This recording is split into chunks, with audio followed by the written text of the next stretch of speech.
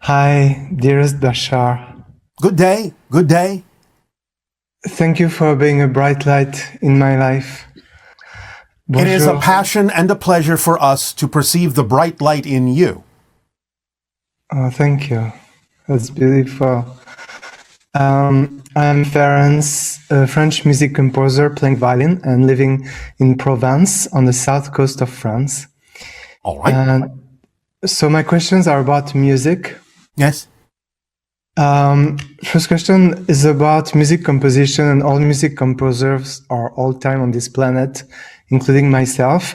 When we compose music, we are creating something of our own, or are we channeling music from higher dimensions? Like for those trying to create peace with music like me, is it that everything we compose is kindly sent to us by some higher beings, or is it a new music creation? Both. Both. Remember, it's this and that, not this or that. The idea is that you are a specific channel that receives higher energy vibrations, not only from other dimensions, other levels of consciousness, but including your own higher mind. And in receiving those vibrations, you, as the unique personality that you are, with the free will you have to express yourself in any way you so desire, are translating those vibrations into a unique new creation through you that is different than what anyone else would create. So even though you are receiving vibrations from other realities, other dimensions, higher frequencies, you get to, as the particular conduit that you are, bring those vibrations through and translate them into music in your unique way. So it's both. Okay, so I'm receiving vibrations, but I'm not receiving like melodies or chord progressions. You might receive patterns sometimes, but again, remember, it's a step-down process. At the very beginning, from the highest source, they're just vibrational frequencies and patterns of energy. But as they step down through the different levels, by the time they arrive in your higher mind, so to speak, your higher mind might start recognizing what kind of harmonics might be more relevant for the personality that you are, and might suggest a difference in the patterns or an arrangement of the patterns that you will translate as actual musical harmonics in your unique way. So it is a kind of a step-down process. Okay, so it's a collaboration. Absolutely, always. That's beautiful. Yes. Okay, so on Earth, on planet Earth, the music is the movement of the earth. It makes movement of the air. It makes patterns in the air. Yes. So on universe where there is no air, how this music would manifest?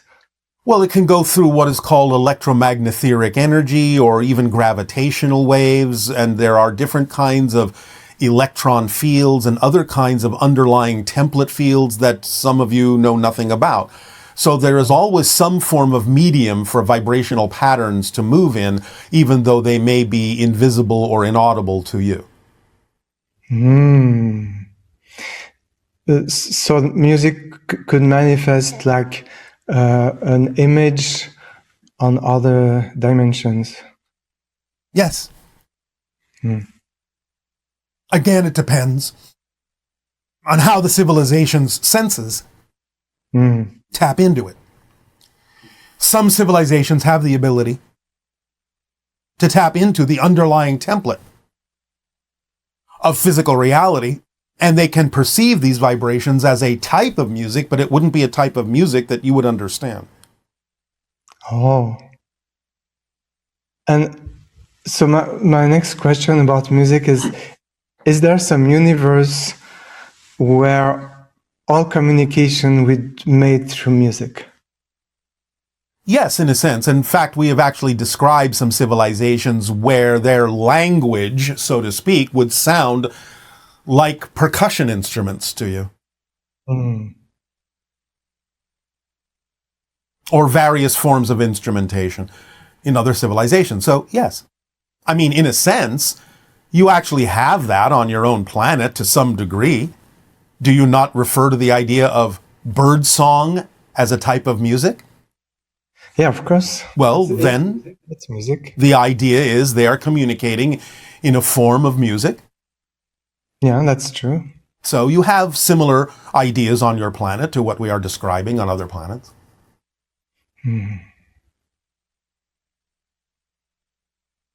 And You even have a movie on your planet that depicts this called Close Encounters. yes, All I see. right. So yes, of course, music can easily be a language, and in a sense, language is a type of music. So that to us is a beautiful symphony in action. So we thank you. Thank you. I'm so grateful, and As are we. Good day. I wish you a very beautiful day, and Always. you are tremendous inspiration in my life. Again, you are your own inspiration as well, but we thank you for allowing us to participate. Good day. Hello, dear Bashar. Could you please share with us some ideas that would aid us in overcoming the illusion of continuity? Thank you. Well, there are many different ways and permission slips that you can utilize, but this is one of the reasons why we often use the film strip analogy. Because you can see on a film strip in your technology that there is no continuity between one frame on a film strip and another until you run them through the projector and project the illusion of movement and change in a continuous form.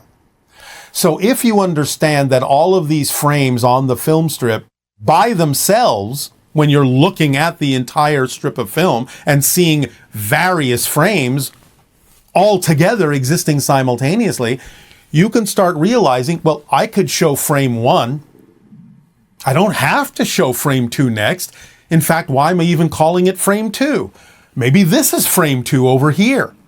So I could go 1, 2, 3, 4, 5, 6, 7, 8, 9, and it might seem like a continuity, but it would be a continuity made up of discontinuous frames that are more in alignment with what I prefer to experience. I can break continuity and yet create continuity out of broken continuity.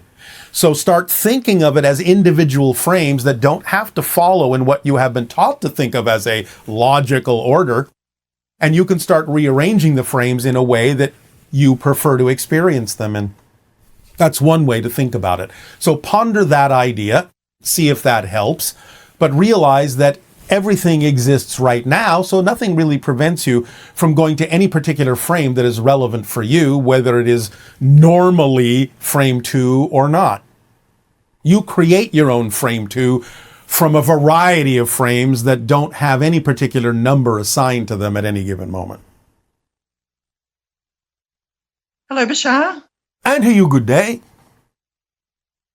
Thank you very much for all your information and wisdom over the years. I really It is our appreciate passion and our pleasure and our deep appreciation to all of you for the co-creation of these interactions. Thank you. Thank you. My first question is regarding, you said that the past is created in the present. Everything is here and now. Yes. I'm having a lot of trouble getting my head around this. All right. If that's the case, then couldn't we just change our memories really easily, especially the ones we don't like? Well, now you have to be aware of how you're saying that, because when you say we don't like them, the idea may be that you're putting too much emphasis on them, which makes them stick around. Because the idea is you can't invalidate what you don't prefer. You have to come from a neutral place that what you don't prefer is equally valid to what you do. And that's what gives you the power to choose what you prefer.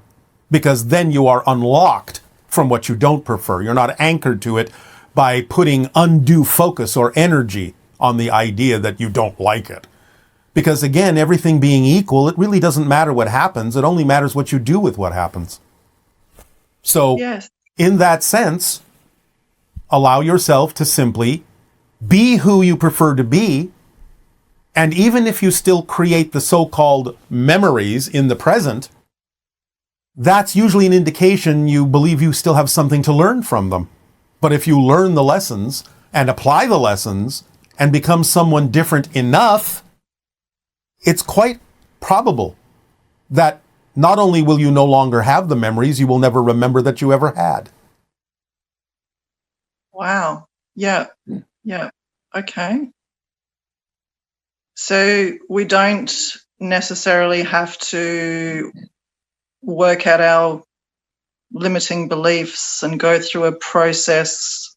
For the most part, most of you do, because very few of you have a belief system that will allow you to make the transition in the way you have described it so instantaneously. Because remember, the whole idea of having a physical reality is to experience a particular process. Now, those processes can be streamlined, they can be shortened, and we have given you a technique and a test we call the threshold of believability test so that you can shorten them as much as possible. But when you have shortened it down to the absolute minimum, whatever's left is what's necessary for you to go through in order to discover yourself from a new point of view, a new perspective, and that's the point of having the physical perspective, the physical experience. But yes, you can minimize them as much as possible by letting go of the belief systems that don't work for you. Okay. That's awesome. That's great. Thank you. Absolutely. I wondered if the Sasani experience grief and mourning like we do, not just when somebody... No? No, because we're never out of touch. We can communicate with what you call spirit very easily, very readily. Therefore, we're never out of touch.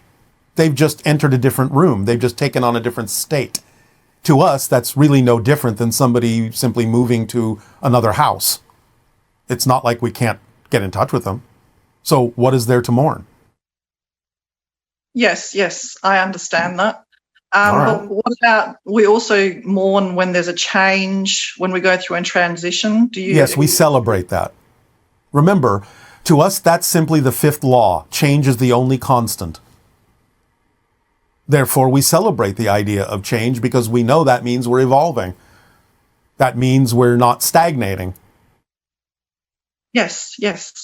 So you don't have that we have that feeling, even if it's a good change, we have that feeling of sadness for some reason of losing who we were. You don't experience... Well, that's because you have negative definitions about the change.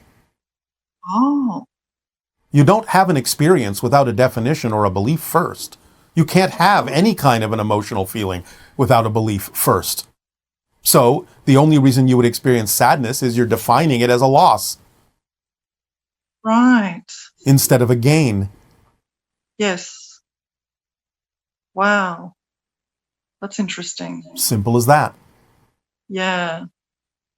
I don't need to devalue or diminish anyone's experience of grief and mourning. We understand why it happens, but also at the same time, we're encouraging you to understand that you don't necessarily have to go through that if you expand your senses to realize that you've actually lost no one, and that those that have transitioned into spirit are encouraging you to stretch out and reach out to them so that you can realize they do still exist and they are still a part of your life, just on a different level.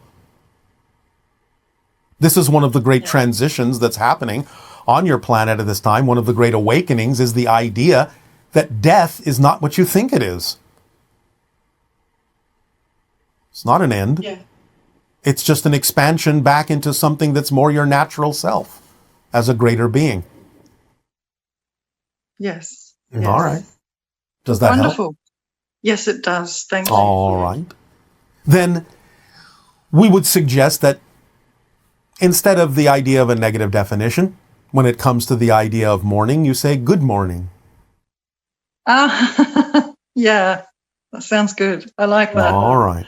Because remember this too. If you keep defining the idea of someone's passing in a negative way, every time they attempt to make a connection, to contact you, to get a message through, if you hold on to the negative definition, then every time you think of them, which may actually be a reflection of the fact that they're attempting to contact you, you will only go into mourning, you will only go into sadness, and you won't necessarily be able to receive the message that they're attempting to give you. But if you understand it as, oh, hi, nice to see you, I feel you, then you'll be able to strengthen the connection and your ability to perceive that the connection has not been lost. I understand. Yes. All right. Does Is that there help? time for me to?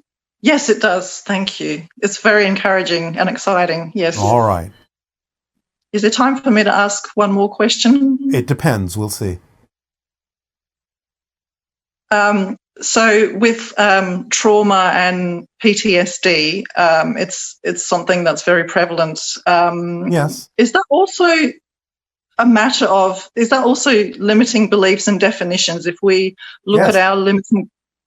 Yes, it doesn't invalidate the idea of an experience. That's not what we're saying. But what we're saying is the only reason you experience anything in physical reality is because of your belief system and definitional relationship to it. Because remember, nothing is actually coming from the past. You're recreating it in the moment, every moment. So you have to decide, what reason am I recreating this experience? Am I learning something from doing so? Is there something I can take from it that will allow me to move on?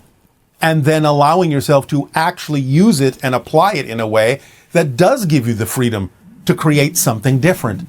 Because nothing actually comes from the past. There is no such thing. It comes from the present because you believe you need it to be there. But because you're coming from a space-time framework, you believe that it's actually affecting you from the past. It's not. There's no such thing. Right. Yes. You have been made to believe. You have been trained to believe that there is such a thing, and that's why you experience the lingering continuity of it. But if you understand you're creating your reality every moment, then you break the continuity. You learn what you need to learn by looking at that concept, the concept of having had that experience.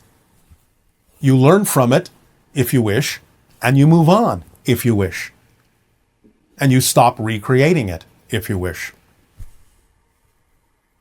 Because you understand you are literally a new person, a different person, not the person that you say had that experience. Because again, if you change yourself in the present, you not only change your future, you change your past. Because you have to, from a linear perspective, you have to have a different past to have become the person you are now that's different.